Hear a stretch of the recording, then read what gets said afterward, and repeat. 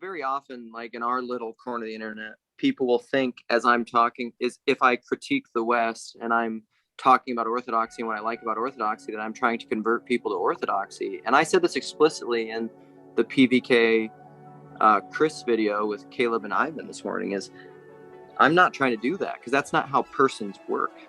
Like the myth of conversionism, of me trying to make you into me, I'm just talking about what I see.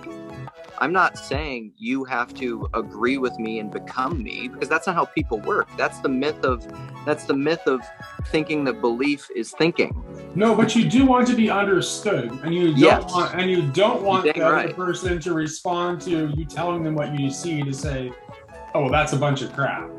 No, I got for sure, but that's a lack of love. Right. When have you best understood somebody else? Huh? When have you best understood somebody else and their motives? Good or bad? Well, so what comes to mind is that whether or not you understand their motives, that's possible. I think I don't even understand my own, but is when I'm not talking.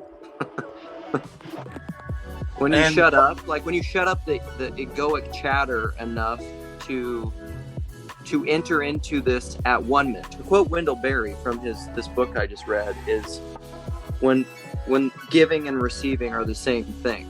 Yes. And you see it. Like I experience it. Yes.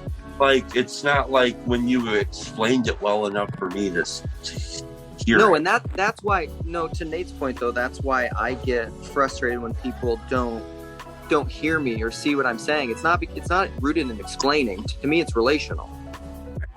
Like you're not, because when I'm talking about these ideas, I'm not trying to convert you. I'm not trying to get you to agree with me.